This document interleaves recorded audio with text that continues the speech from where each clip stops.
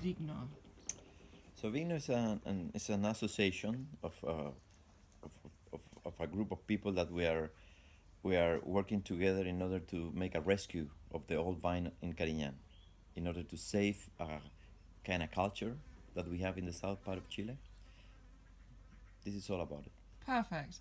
And when you started with some other producers of Carignan here in Maule, what were the main goals? To rescue these vineyards and create a category, or? We start to work together with a group of like 12, 14 members, most of them winemakers, and we share the passion for these old vines of Carignan.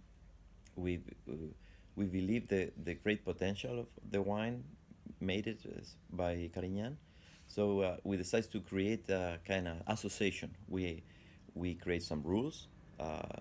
If you want to be part of this association, you need to produce wine with a very old Carignan, as a minimum 30 years old, but most of them is 60 and 70 years old.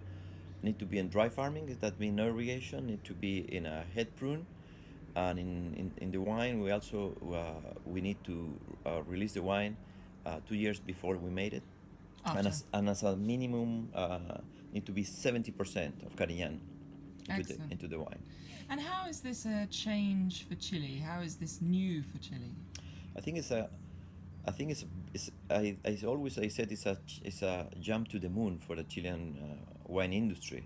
It's the first time that a group of wine producer they create a statement of quality, because if you need to use old vine for one specific area and dry farming in a head prunes with 2 years before the release, and with the 70% as a minimum, we are really make the statement of the quality. That's and also we use the common image. So everybody need to use Vigno as a Viñadores de Carignan in a more important way than the own brand.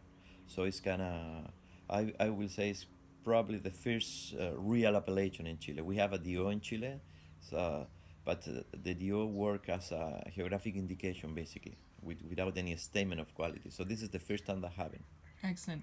And what is it here in Maule, where you live with your family, what is it that's worth protecting? What is the heritage that you're trying to protect? I mean, people know Chile and know specifically the central part of the Chile when they're thinking in viticulture, but if you have the chance to come to this area, you will find the culture that the Spanish bring 500 years ago, especially in the vine. You can see a lot of the old vines in dry farming, cultivated in head prunes, and it's a heritage and from the Spanish. It's a treasure.